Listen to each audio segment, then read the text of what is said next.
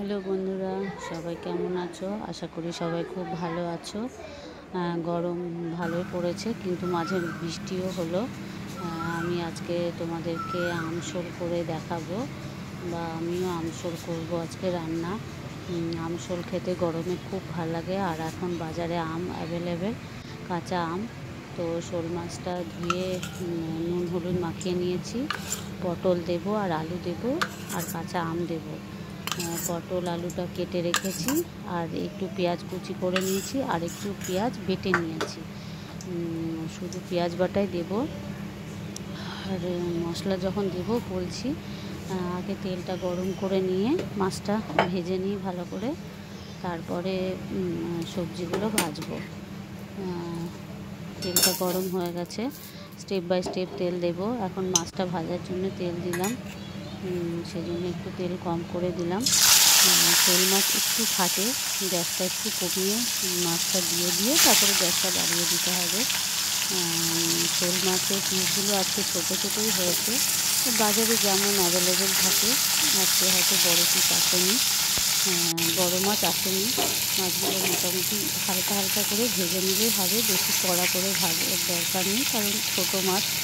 আর বড় হলে একটু কড়া করে ভাজতে হয়। আমি মাছগুলো ভেজে তুলে রেখেছি, এবারে কাঁচা আমটা ভেজে নেব। এই যে মাছগুলো ভাজা হয়ে গেছে, কাঁচা আমটা ভেজে তুলে রেখে দেবো। একটু নুন আর একটু হলুদ দিয়ে, কাঁচা আম বেশি সিদ্ধ হবার কোনো প্রয়োজন নেই, ভেজে তুলে রাখলে পরে ঝোলের সাথে আমি ওটাকে দিয়ে দেবো। একটু নুন দিলাম সামান্য, আর একটু হলুদ দেবো। বন্ধুরা, আমার রান্নার ভিডিওগুলো যদি তোমাদের ভালো লেগে থাকে, অবশ্যই লাইক শেয়ার কমেন্ট করবে। কমেন্ট করলে ভুল যদি থাকে সেটাও বলবে, তাহলে মোটিভেট হয়ে সাবস্ক্রাইব করে দেবে। সাবস্ক্রাইব করলে খুব ভালো লাগবে, আমিও এগিয়ে যাওয়ার সাহস পাবো। আমগুলো ভাজা হয়ে গেছে, তুলে নিলাম। এবার ওই তেলটাতে পটলটা আর আলুটা ভেজে নেব। পটলটা এমনি তরকারি করলেও পটল ভাজার দরকার হয়।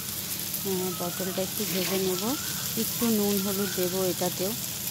সামান্য একটু ভাজার সময় একটু নুন হলুদ দিলে তরকারিতে কম দিলেও হবে।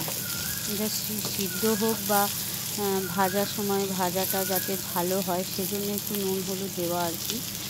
সবজি বুঝে যেমন যেটা সবজি হয় সেই অনুযায়ী নুন হলুদ দেওয়া হয় আর কি। এবারে পটলটা একটু হালকা ভাজা হয়ে গেলে আলুটাও ওর সাথে দিয়ে ভেজে নেব। তেলটা এখন একটু কমই দিয়েছি, আবার ঝোল করার সময় তেল দেবো। আলুটা ভেজে নিচ্ছি। আলুটা একদম পাতলা করে কেটেছি, বেশিক্ষণ সময় লাগবে না সিদ্ধ হতে। আলুটা আর পটলটা ভালো করে ভেজে তুলে রাখবো। এই গরমে আমশোল করে দেখো, খুব ভাল লাগে। শোল মাছ আর আম দিয়ে করলে খুব সুন্দর টেস্ট হয়। একটু ঝাল ঝাল করে করলে আরও বেশি ভালো লাগে। আমি আজকে একটু ঝাল দিয়েই করব। আমাদের এখানে প্রচুর রকমের মাছ পাওয়া যায়, কিন্তু আমি সব মাছ চিনি না বা জানি না বলে আনতেও বলতে পারি না, ভয় লাগে। যেগুলো চিনি মোটামুটি সেগুলোই আনা হয়। তেল দিলাম, তেলটা গরম হলে একটু পাঁচফোড়ন দিয়ে দিচ্ছি। একটু পাঁচফোড়ন দেবো, শুকনো লঙ্কা দেবো, আর তেজপাতা দেবো।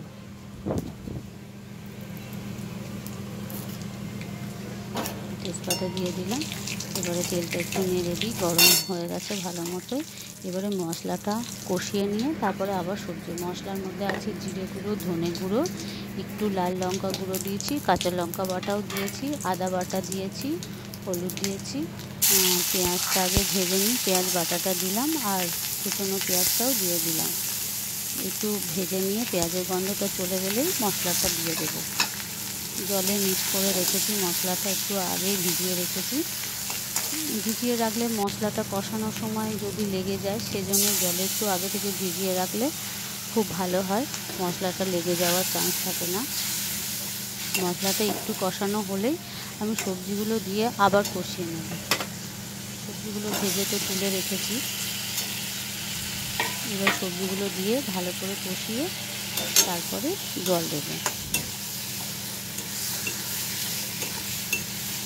একদম সিম্পল রান্না করি আমি, কোনো কঠিন রান্নায় আমি যাই না। আমি পারিও না অত কঠিন রান্না করতে, একদম সিম্পলভাবে করবো।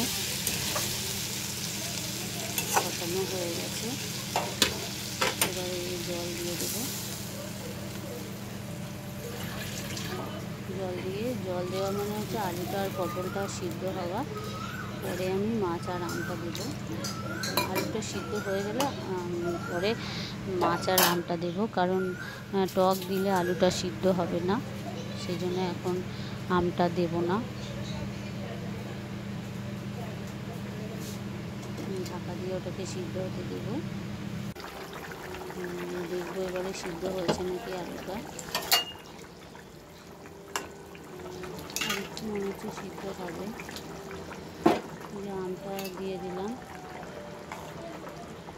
সিদ্ধ হয়ে গেছে, আর সিদ্ধ হওয়ার দরকার নেই। আর আমটা দিয়ে দিলাম আর মাছটাও দিয়ে দিলাম। তারপরে আবার একটু চাপা দিয়ে আর একটু মাছের মধ্যে টকটা ঢোকানোর জন্য ঢাকা দিয়ে দেবো আবার, তাহলে আমার রেডি হয়ে যাবে। আমার মোটামুটি হয়ে গেছে ঝোলটা, তোমরা করে দেখো, খুব ভালো লাগবে। আমার রান্নার রেসিপিটা কেমন হয়েছে সেটা জানিও। সবাই ভালো থাকবে, বাই বাই।